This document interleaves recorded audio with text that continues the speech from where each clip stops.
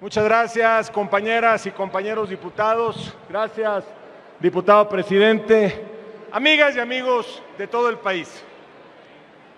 Gracias a mi grupo parlamentario coordinador por la oportunidad de hablar a nombre de millones de mexicanos. ¿No se oye? ¿No se oye?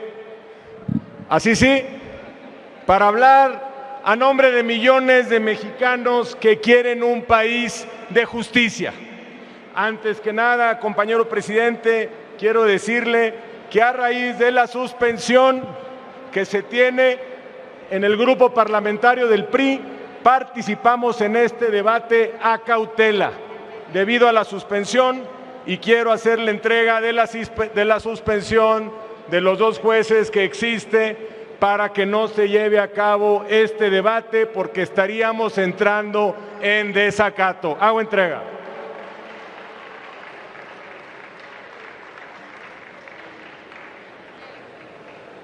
Compañeras y compañeros, pueblo de México, agradezco el privilegio de subir a esta tribuna para posicionar a nombre del grupo parlamentario del PRI.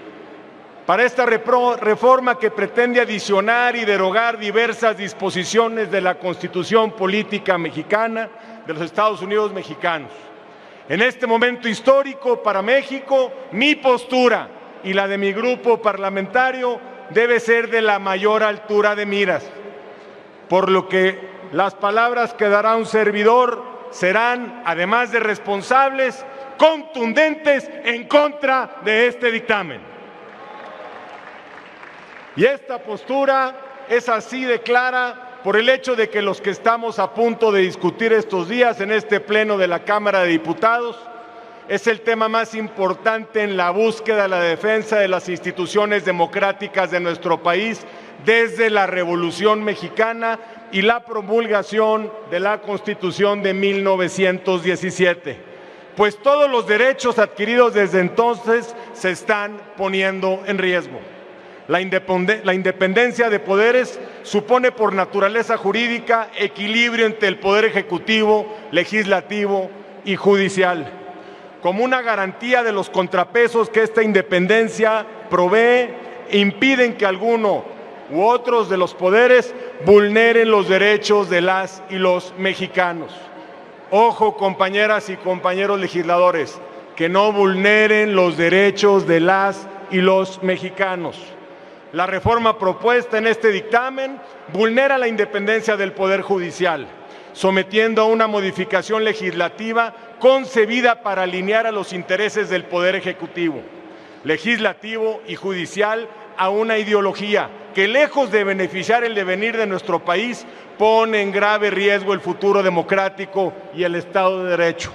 En el fervor del promover este dictamen y su aprobación, se han afirmado una serie de argumentos inconclusos que solo cuentan una parte del problema del acceso a la justicia en México.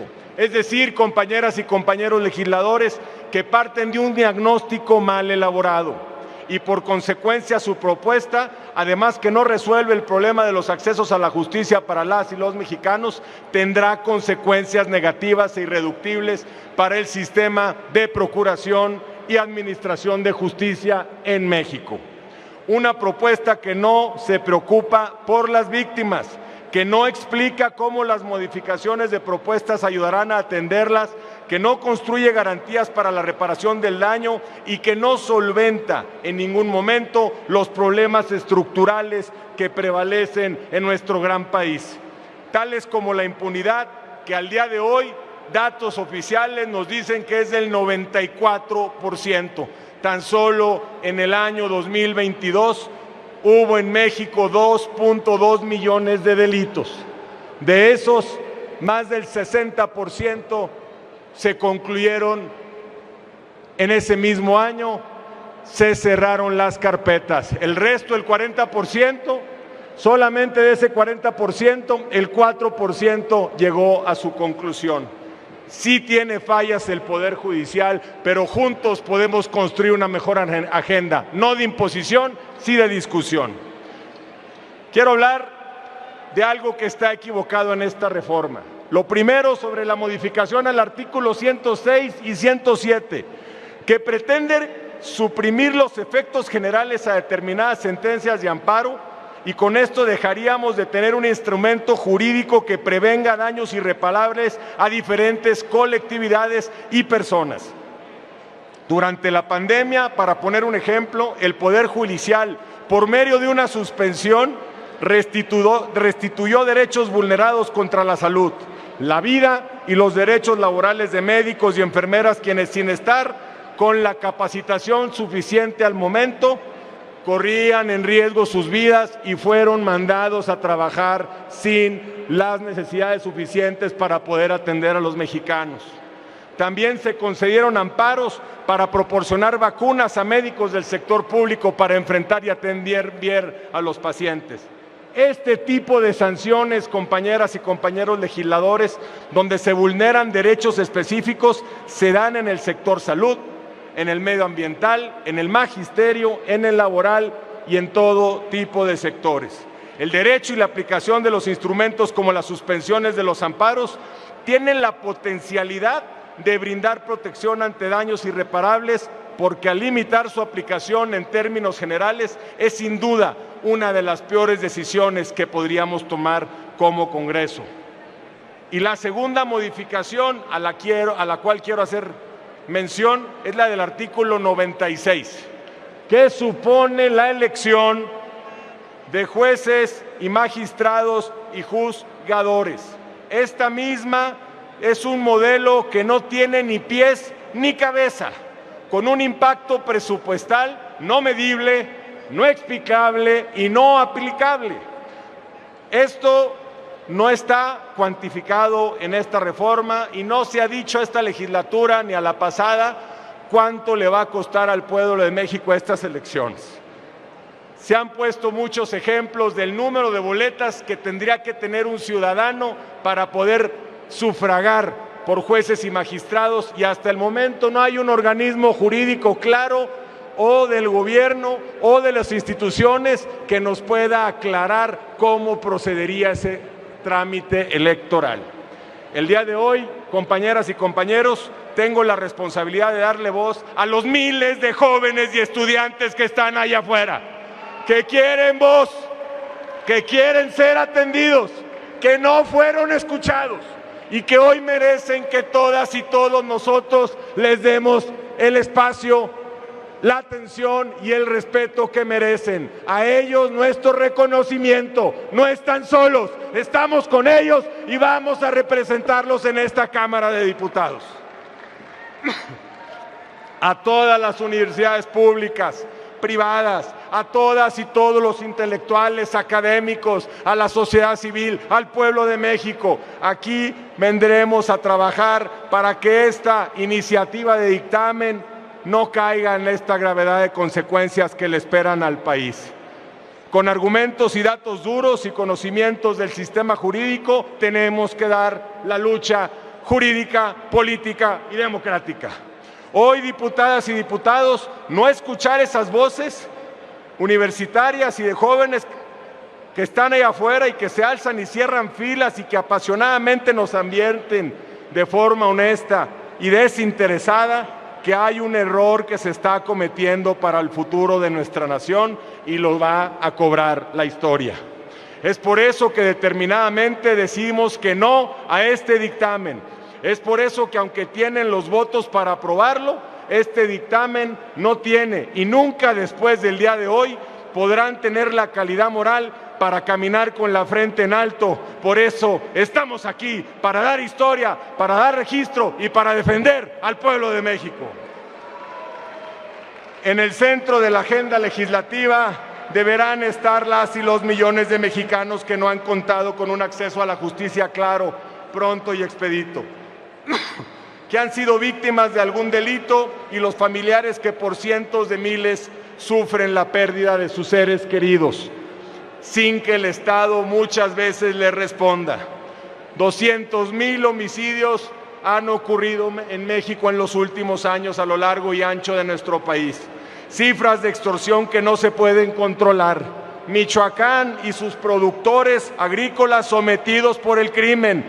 comunidades enteras desplazadas en Chiapas porque nos dan cuenta de que no partimos del mismo diagnóstico.